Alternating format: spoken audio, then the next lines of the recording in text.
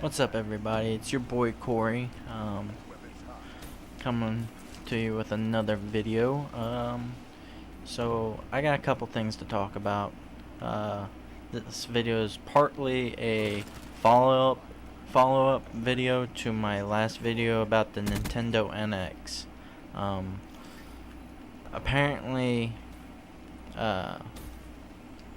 Nintendo's NX, the more and more rumors that are coming out or being like somehow proven by other people with the same sources, that it's not coming out with Tegra X2, the chip I was talking about that would make it somewhat comparable to at least a PS4, if not better.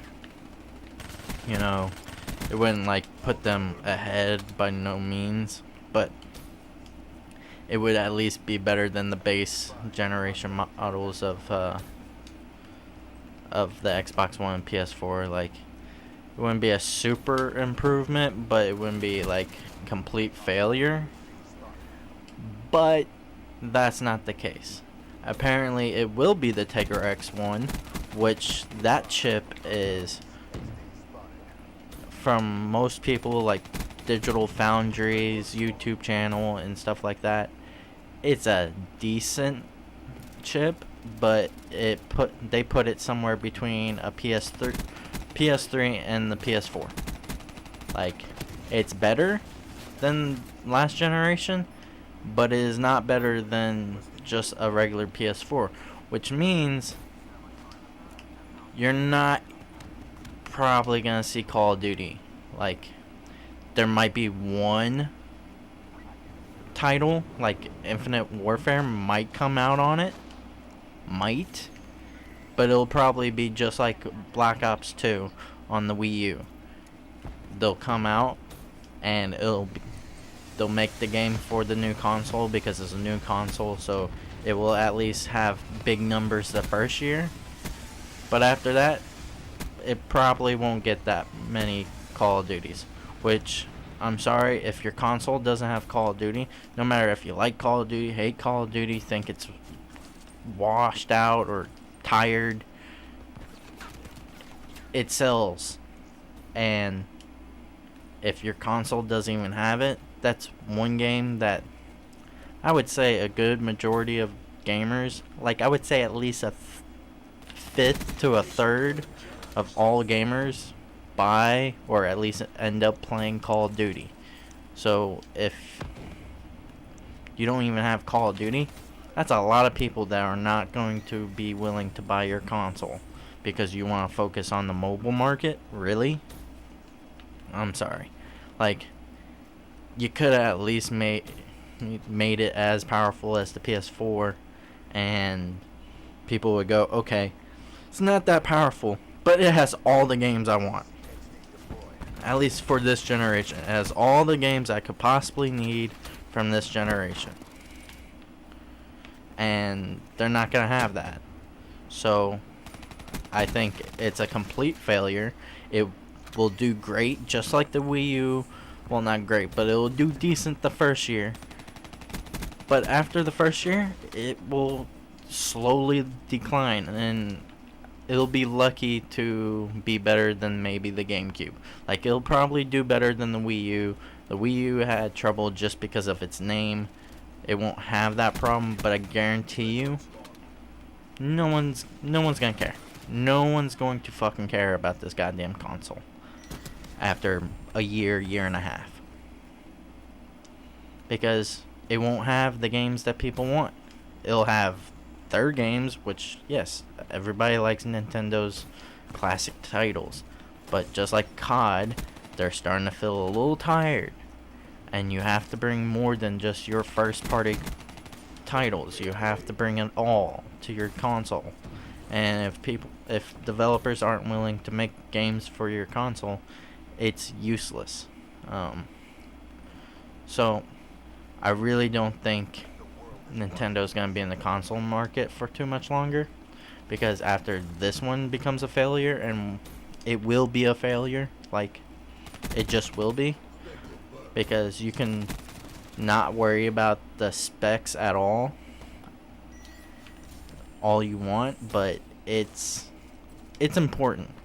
Like I said in the last video, you don't have to be the strongest console.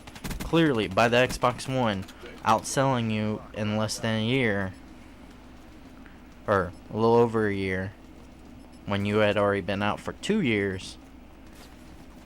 So you don't have to have the strongest console. You just have to be comparable.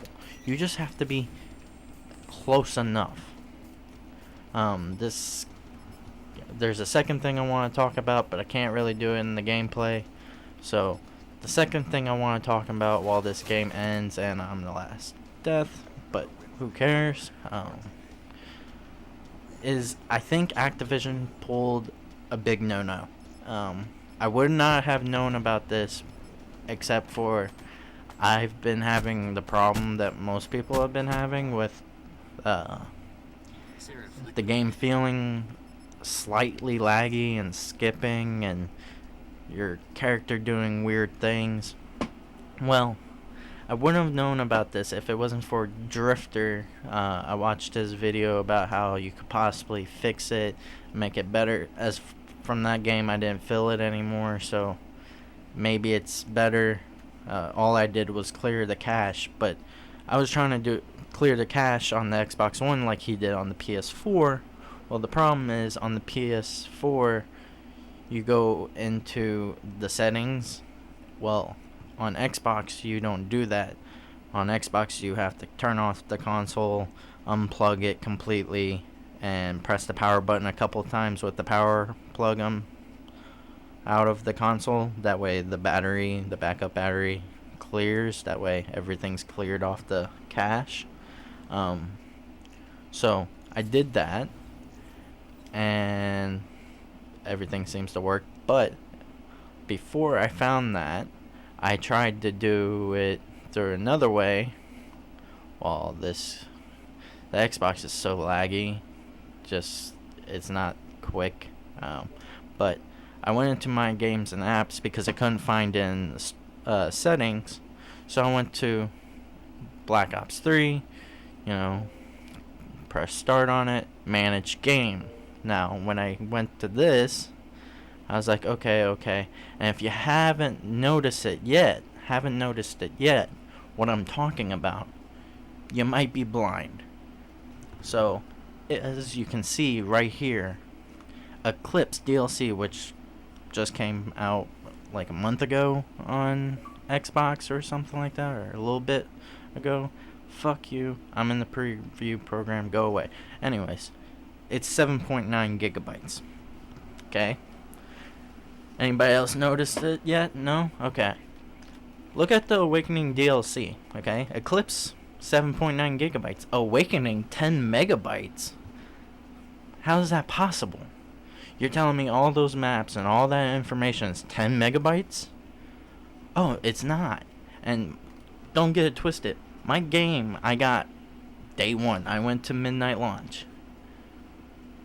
Okay, so it didn't come out after the launch. So what could they possibly have put on that 10 megabytes? Maybe an access code or whatever they do to allow you access to the Awakening DLC. Well, that would be weird. Why would they only allow that on what you downloaded?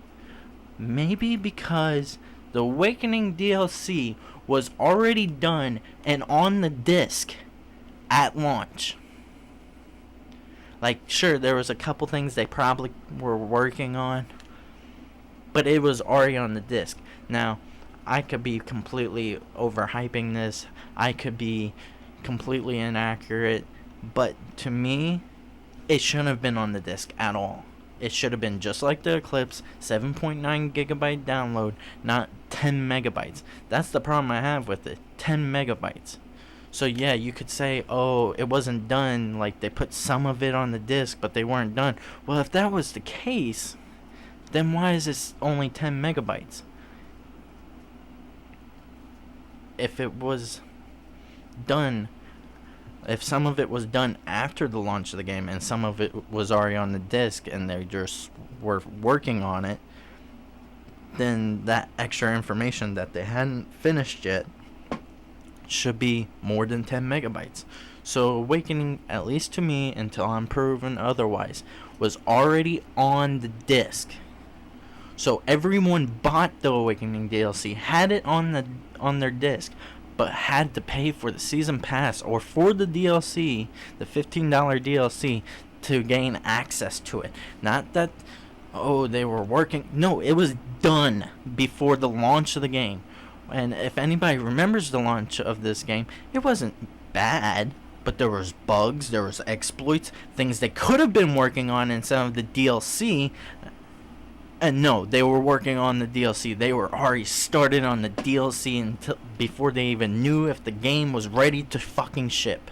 And like I said, it was not the worst launch possible, but there was exploits and things that were clearly missed that they could have been working on and testing before they started or finished the DLC. I don't care that they were working on the first DLC before the launch of the game, but the fact that it was done and ready to ship before the launch of the game, and that DLC, plenty of time to finish the DLC. You should have first fixed the game, made sure everything worked, or at least close to it, and not be completing a DLC and just waiting for a date to give everybody an access code.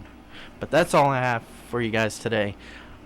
I hope someone can prove me wrong, but that's too fucking fishy. Alright, 10 megabytes, I don't care. I'll see you guys on the next one. Peace out.